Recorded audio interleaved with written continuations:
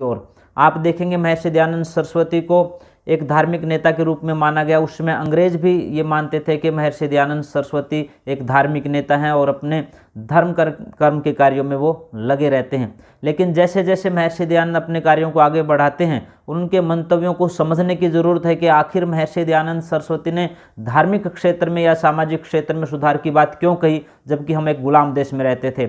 महर्षि दयानंद का भी मानना था, और आज वर्तमान में जितने भी बुद्धिजीवी हैं वो इस बात को समझ सकते हैं कि जिस देश में धर्म के नाम पर गुलामी हो, सामाजिक सांसारिकता के नाम पर गुलामी हो, संस्कृति के नाम पर गुलामी हो, वो देश कभी आज़ादी की लड़ाई नहीं लड़ सकता है। पूरे देश को एकत्रित करने की बात हो, या जिस प्रकार से समाज बंटा पड़ा था, चाहे जाति के नाम पर समाज बंटा दिखाई देता था, चाहे धर्म के नाम पर समाज बंटा दिखाई देता था, क्षेत्र के नाम पर समाज बंटा दिखाई देता था, ऊंच और नीच के नाम पर समाज बंटा दिखाई देता था, छोटे और बड़े के नाम पर समाज बंटा हुआ दिखाई देता था, मर्द और औरत के बीच में बहुत बड़ा फासला दिखाई देता था। ऐसी परिस्थितियों में जब महिलाओं को पढ़ने का अधिकार नहीं था, स्त्री शूद्रो न धियताम के यहाँ नारे लगाए जाते थे, उस समय महर्षि दयानंद सरस्वती ने आकर के कहा, यथेमाम वाचम कल्याणी माँ वदानी जनेभ्य, कि इस वेदवाणी को पढ़ने का अधिकार सभी को है, चाहे वो शूद्र है चाहे नारी है। और नारी को पढ़ना इसलिए ज़्यादा जरूरी है कि वो अपने परिवार को संस्कारित कर सकती है। और उस समय समाज में जिस तरह की कुरीतियाँ फैली गई थी, नारियों को पढ़ने से विमुख रखा गया था। नारियों की पढ़ाई सिर्फ और सिर्फ इसलिए उस समय महर्षि दयानंद सरस्वती ने करवाई कि वो अपने प्राचीन गौरव को समझ सके, अपनी विरासत को समझ सके, ऋषि मुनियों की परंपराओं को समझ सके, और उसके परिणाम देखने को भी मिले। समाज में जहाँ दलितों को कहिए या फिर हरिजनों को कहिए अछूतोद्धार, या फिर महर्षि दयानंद का दलितोद्धार मैं कहूँगा, वो परंपराएं चला करके समाज में जो बंटा पड़ा था समाज, उनको एक साथ जोड़ने का काम किया। महर्षि स्वामी दयानंद सरस्वती अपने गुरु को अंतिम विदाई देते हुए कहते हैं, वहाँ गुरु दक्षिणा के रूप में जब वो लौंग लेकर के जाते हैं तो स्वामी विरजानंद जी स्वामी दयानंद जी को कहते हैं कि मुझे लौंग नहीं चाहिए, मुझे आपका जीवन चाहिए, और ये जीवन वेदों के प्रचार प्रसार के साथ साथ इस देश को स्वाधीनता की ओर लेकर के जाने वाला हो। इस देश की के अंदर जो गुलामी की बेड़ियां जो पड़ी हुई हैं, उनको काट करके इस देश को आज़ाद करवाने का संकल्प लेना है। महर्षि दयानंद सरस्वती अपने गुरु के चरणों में माथा टेक करके निकल पड़ते हैं और जीवन भर इस देश की आज़ादी के लिए, वेदों के प्रचार प्रसार के लिए लगे रहते हैं। कितने ही प्रलोभन आए, कितनी ही विपरीत परिस्थितियाँ आई, लेकिन महर्षि दयानंद टस से मस नहीं हुए। कितने ही इतिहास के वो स्वर्णिम पन्ने हमारे को आज चीख चीख करके बता रहे हैं कि किस तरह से महर्षि दयानंद और उनके विचारों के माध्यम से इस देश में आज़ादी के शंखनाद का काम किया गया, लोगों को जागरूक करने का काम किया गया, लोगों में जोश भरने का काम किया गया। और मैं यहाँ इसलिए भी ये बातें कहना चाहता हूँ, कितने ही लोगों को आप लोग देखेंगे, खास करके इतिहासकारों को, यदि मैं बात करूं पृथ्वी सिंह मेहता की, जिन्होंने हमारा राजस्थान में यह अनुमान लगाया कि 1857 की क्रांति में महर्षि दयानंद सरस्वती का बहुत बड़ा योगदान था। और पंडित जयचंद्र विद्यालंकार जी राष्ट्रीय इतिहास का अनुशीलन में लिखते हैं। रामविलास शर्मा जैसे मैंने पहले कहा कम्युनिस्ट लेखक है, वो अपने ग्रंथों के माध्यम से इस बात का वर्णन करते हैं कि 1857 की क्रांति के माहौल को बनाने में स्वामी दयानंद जी का भी बहुत बड़ा योगदान है। तो महर्षि दयानंद सरस्वती के इन कार्यों को जब हम आगे बढ़ कर के देखते हैं, कितने ही लोगों की एक लंबी श्रृंखला है जो महर्षि दयानंद जी से प्रेरित होकर के आज़ादी के आंदोलन में कूद पड़े। भाई परमानंद जी की बात करें, जिनको देवता स्वरूप भाई परमानंद जी कहा जाता है। श्याम जी कृष्ण वर्मा, जिन्होंने लंदन में जाकर के इंडिया हाउस की स्थापना की और एक बिल्कुल सशस्त्र क्रांति का जिन्होंने शंखनाद किया विदेश में जाकर के, और वहाँ से कितने ही लाला हरदयाल जैसे लोग वहाँ जाकर के प्रेरित हुए और उन्होंने आज़ादी के आंदोलन को लड़ने की बात की। यदि हम महर्षि दयानंद से सीधा प्रेरित होने की बात करें तो कौन नहीं जानता दादा अर्जुन सिंह जी को, शहीद आजम भगत सिंह के दादाजी।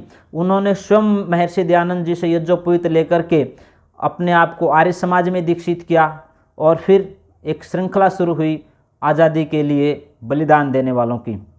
मैं आपको लेकर के चलना चाहता हूँ 1906 में किसान आंदोलन हुआ इसी देश की धरती के ऊपर, जब अंग्रेज 3 काले कानून लेकर के आए थे। उस समय चाहे लाला लाजपत राय जी की बात हो या चाचा अजीत सिंह जी की बात हो, इन दोनों ने आगे बढ़ कर के उन तीनों काले कानूनों का विरोध किया और उस समय एक नारा दिया, पगड़ी संभाल जट्टा, पगड़ी संभाल होए। और उस नारे की बदौलत, उस आंदोलन की बदौलत ये परिणाम सामने आए कि अंग्रेज़ों को तीनों काले कानून वापस लेने पड़े। मैं उस समय की एक छोटी सी घटना यहाँ ज़रूर आप लोगों को बताना चाहता हूँ कि उस समय के जो गवर्नर थे, उस गवर्नर से जब आर्य समाज के लोग मिले, एक प्रतिनिधि मंडल इसलिए मिला क्योंकि लाला लाजपत राय जी को और चाचा अजीत सिंह जी को 6 महीने का कारावास की सज़ा हुई थी। उस समय जो गवर्नर थे उनसे मिलने के बाद ये पता चलता है कि वो आर्य समाज के बारे में क्या मान्यताएं रखते हैं। वो गवर्नर कहता है कि बिल्कुल भी इन लोगों को नहीं छोड़ा जाएगा, क्योंकि जहाँ जहाँ आर्य समाज है वहीं पर इन अंग्रेज़ों के खिलाफ एक विद्रोह दिखाई देता है, अशांति दिखाई देती है। ये दूसरे लोगों को कहीं ना कहीं अंग्रेज़ों के खिलाफ भड़काते हैं, इसलिए इन नेताओं का जेल में ही स्थान रहेगा, इनको बाहर खुला नहीं छोड़ा जा सकता। अंग्रेज़ों के दिमाग में आर्य समाज के प्रति क्या धारणा थी, ये बातें आप इतिहास के पन्नों पर पढ़ करके देखेंगे।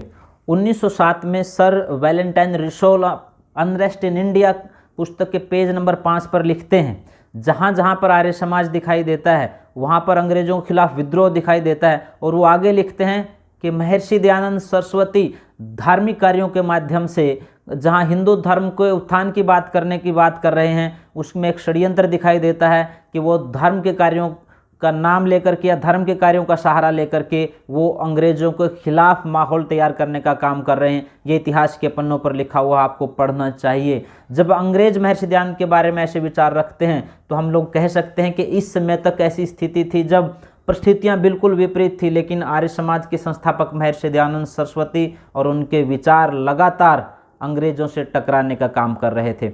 बात सिर्फ यही नहीं रुकती है, कितने ही क्रांतिकारियों के नाम मैं आपके सामने रख सकता हूँ। शहीद आजम भगत सिंह का नाम मैंने लिखा, चंद्रशेखर आज़ाद, मदन लाल धिंगड़ा, सुखदेव, ये सभी लोग आर्य समाज और उसके विचार से प्रभावित थे।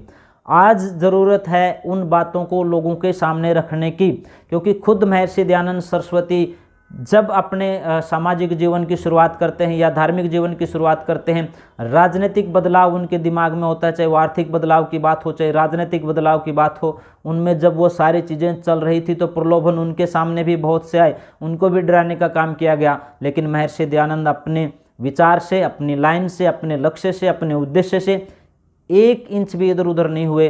और आपको इतिहास के पन्ने वो याद होने चाहिए जब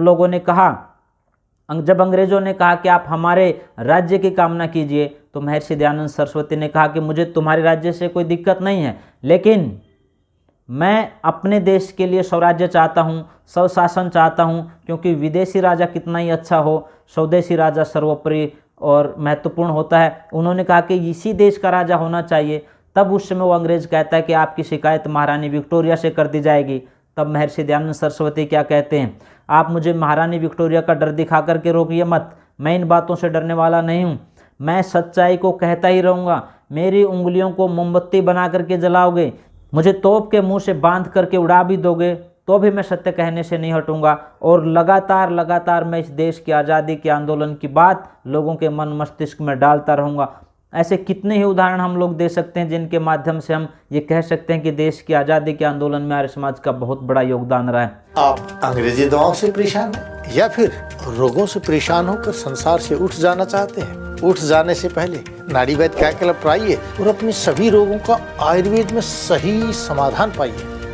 साथियों, इस वीडियो को ज़्यादा से ज़्यादा लाइक करें, कमेंट करें, शेयर करें और चैनल को सब्सक्राइब करना ना भूलें।